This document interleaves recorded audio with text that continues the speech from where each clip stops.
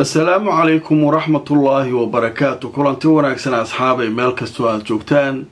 habeen wanaagsan waa habeenimo sabti oo axadi ay soo galayso taariikhduna ay ku beegan tahay 2 bisha Agosto sanadka 2025 barnaamijka caawa waxaan ku soo qaadanaynaa warar waaweyn oo soo kordhay tan iyo intaynu kala maqnayn waan hubaynaa si weyn uga hesheen barnaamijyadii aan idiin soo gudbiyay subaxnimo iyo kii galabnimo qodobada caawa barnaamijkan idinkugu soo gudbinayo waxaa ka mid noqon doona Netanyahu iyo Donald Trump oo telefoonka ku wada hadlay arrinna meel isla dhigay Gaza ku saabsan talow khidadan cusub ma u shaqayn doontaa warbixin laga helay wada hadaladoodii oo wax laga qoray ayaan idiin hayaa maxbuus Israa'iiliya oo ay Al-Qassam soo bandhigtay mar kale video isagoo sheegaya inuu ku hawlan yahay qodista qabrigii isaga lagu aasi lahaa arrinka oo gilgilay ilaa caawa argagax ku abuuray gudaha Israa'iil mucaarad qoyskiisa iyo dadkii mudaharaadayay intaba qayla la isqabsaday dawladda Urdun oo iyaduna sheegtay maanta oo sabti ahayd 5 mar inay diyaaradaheeda ciidamada cirka raashin dusha uga daadiyeen Gaza maxaa ku qasbaya Urdun inay kor ka daadiso raashinka iyadoo xuduud la leh Falastiin waxaynu ku bilaabaynaa arrinta ku saabsan Trump iyo Netanyahu oo isla meel dhigay qorshe cusub oo ku saabsan arrinta Gaza iyo sida maxaabiista ay u soo deynayaan haddaba wax walba way maleeyeen qorshe kasta wuu shaqayn waayay handadaad ayaa lagu dayay reer Gaza jaxiimaa laydinkaga dhigayaa waa laydinku gubayaa haddaynaan maxaabiista soo dayn Trump markuu yimid handadaadu ku bilaabo way ka diideen nimankan way handadeen way ka diideen dagaalay isku dayeen waxba waa looga qaadi waayay maalin walba marka waxaa loo fakaraa qorshe looga soo qaadanayo maxaabiista way ogyiin Xamaas iyaguna mar haddii maxaabiista gacanta looga dhigo maxaa u haray laga takhaluso waa waxa kale oo meesha ku jira cid u naxaysa ma jirto haddaba marka caawa waxaa soo baxaya warar la leeyahay wada hadallo ayaa dhex maray ninka la yiraahdo Trump iyo Netanyahu wada hadalladaasoo telefoonka ku wada hadlay waxba isla meel dhigeen weliba waxay isla meel dhigeen horumaray ka sameeyeen mar way isla qaateen waa macna saasaan Gaza ka yeelaynaa yiraahdeen haddaba xogta laga helay warbixintan ayaa goordhow waxaa qoray Al Jazeera waxay leedahay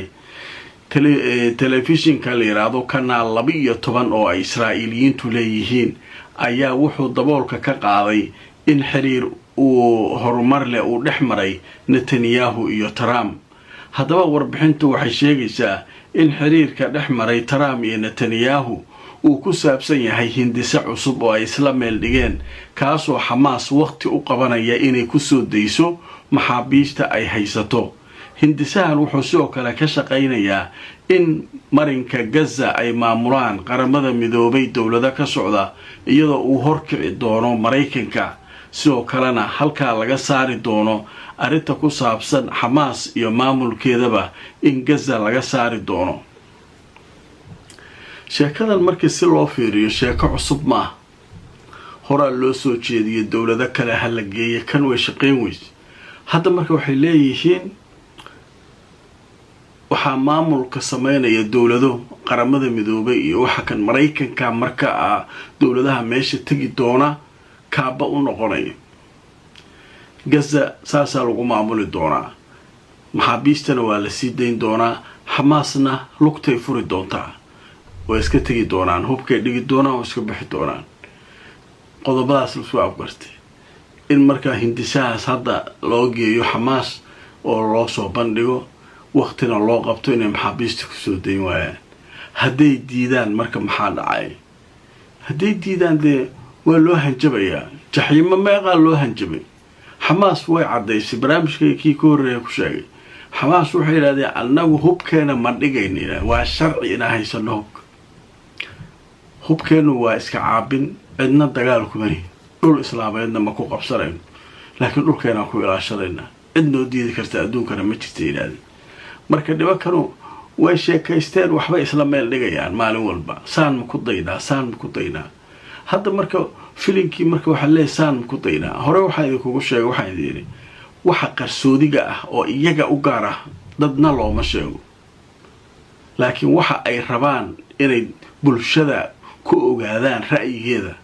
ayaa warbaahinta iyaga taageersana loo soo dhiibaa ra'yul caamka lagu ogaadaa marka maxaa ka dhashay falcelinta ka dhalatay maxay tahay dadku sidee uga warbixiyeen carabtu maxay ka yidhaahdeen la yidhahdaa marka alaabtan waa alaabtii kasbada waa kasbayna la yidhahdaa baasha markii suuqa bakaaraha meelahaas sokortu markay qoyan tahay iyo markii aysan qoyanayn oo maaragtay ay ku jirto meesha ayaa lagu kala gartaa baalin oo lagu gartaa jirta kasba la yidhahdo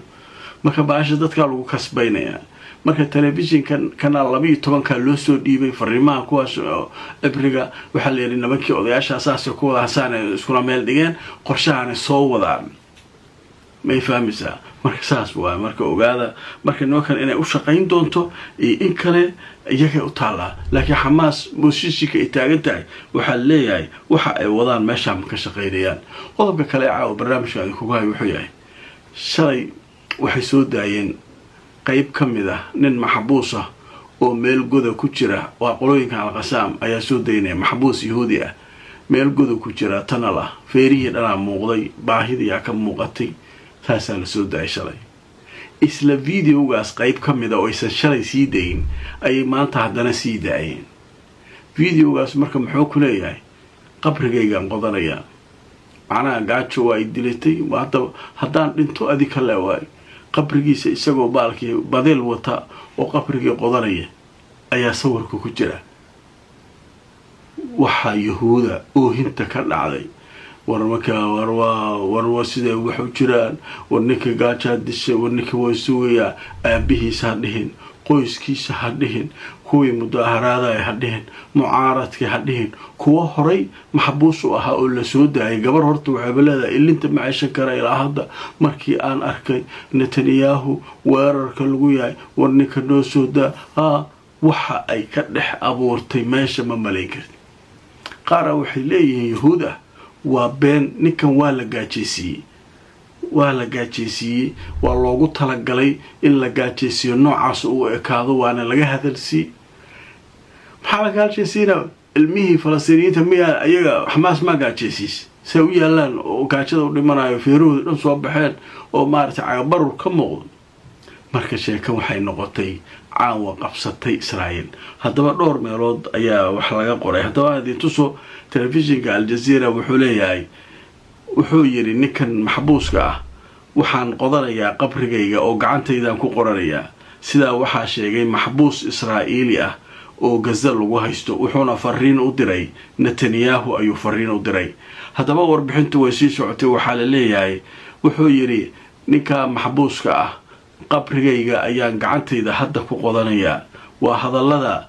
maxbuuska Israa'iiliga ah uu soo gudbiyay kaasoo lagu haysto Gaza waxayna ahayd fariin ku socotay ra'iisul wasaaraha Israa'iil wasiiradiisa shacabka dhammaan haddaba videogan oo qayb kale Kataa'ibul Qassam oo cusub ay sii daayeen maanta ayaa ninkaasu waxa uu kaga hadlayay arrimahaas ayuu kaga hadlayay ninka magaciisa waxa la yiraahdaa Aftiyaar David ayaa la yiraahdaa marka ninka marka mushkiladaas marka ku dhacda leeyahay baahi ayuu sida la noqday qabrigeygan qodanaya uu leeyahay Netanyahu adaa ka mas'uul leeyahay nagaajisiisay halka gaajo nagu dishay na soo deyn weysay heshiis aqbali weysay waa kaasuu leeyahay haddaba marka qoyskiisii ninka qoyskiisii ayaa iyaguna warbixin soo saaray haddaba marka waxa leeyahay caa'ilada askariga la haysto ee la yiraahdo Aftiyaar ayaa waxay ugu baaqeen caalamka inay aritan sidii wiilkooda loo sii deyn lahaa soo farageliyaan haddaba caa'iladu waxay leeyihiin waa in gargaar bini'aadanimo loo diraa reer Gaza si wiilkeena laftirkiisa uu gargaarka u gaaro Aftiyaar waxaan ku baaqaynaa xukuumadda iyo maaragtay madaxweyne Trump iyo dawladaha caalamku inay dadaal ku bixiyaan sidii wiilkeena Aftiyaar loo badbaadin lahaa aabiisa sidoo kale taa soo hadlay Netanyahu la hadlay saasa qaylo marka dadkii afkay furteen waa qaylinayaan waa warninkii waa marka nin falastiiniya wuxuu leeyahay wiilkoodii oo saas u gaajaysan way kulligood way ka gubanayaan mucaarad walaa muxaafid kulli waa qaadinayaan laakiin carruurteenna yaryarka ah oo feerahooda soo baxeen oo baahida u dhimanaya markay meelaha ku arkaan waxay leeyihin waa la sameeyey waa been sheekadaas marka ma isqabataa ili marka nimanka waxaa leeyahay xamaasa niman caadi maaha sida ay geemka ula ciyaarayaan niman caadi maaha way ka oysiiyeen leeyahay caawa yahuudi oo dhan waa oynaysaa ninka qabrigeygaan qodanayaa dhaxbis nimankaa meesha laga taabanaya nimankaa marka waa yaqaanaanaa lagu leeyahy dhanka kale koox mudaaharaad sameynaysay oo talaabiib isugu soo baxday oo qaylinaysay maanta ayaa haddana warbixintiisii heshay markaasee kulligood waxaa leeyahay qaylo waraaninka annaga soo idinma sheegina ku hayaan haddaba markaan idintusoo warbixinta mudaaharaadayaasha kumanaan israa'iiliyiina ayaa mudaaharaad waxay ka sameynayeen talaabiib iyagoo dalbanaya in heshiis la gaaro isdhaafsi maxaabiis haddaba janaalka 12 israa'iil ayaa sheegay kumanaan mutadaahiriina inay isku soo baxeen bartamaha talaabiib iyagoo dalbanaya xukuumadooda inay degdeg u samayso heshiis isdhaafsi maxaabiista la kala haysta ah oo markaas sidii loo soo dayn lahaa maxaabiistooda Gaza ku xiran marka caawa sheekadu waxay ka shidan tahay gudaha Israa'iil fiidiyowgiya wuxuu noqday oo hinta ka socota yuudi oo dhan warninkii waa kaas qabrigiisa u qodanaya waa nimanka xamaasa wargaza cunto u geeya si dadkeenu u badbaadaan alwaya sheekadaas marka halkaas ay maraysaa haddaba waxaynu u gudbaynaa qaybihii ugu dambeeyay barnaamijka caawa wararkii soo kordhay Urdun oo maanta sheegtay gargaar fara badan inay ka daadisay dhinaca cirka sababta ay dhulka u gelin weyso maxay tahay maadaama ay xuduud la leedahay Falastiin waa su'aal weyn haddaba warbixinta arrimaha laga qoray ayaan gali doonaa haddaba waxaynu kaga hadlaynaa Urdun ayaa sheegtay in maanta oo sabti ah 5 mar ay hawada sare ee Gaza ay ka daadiyeen diyaaradooda ciidamada cirka gargaarkaas waxay sheegeen in dawlado saaxiiba iyo Urdun ay iska kaashadeen oo markaa sida ay diyaaradaha Urdun ku daadiyeen haddaba markaa dad badan waxay isweydiinayaan Urdun maxay dhulka u soo marsiin weyso waa loo diiday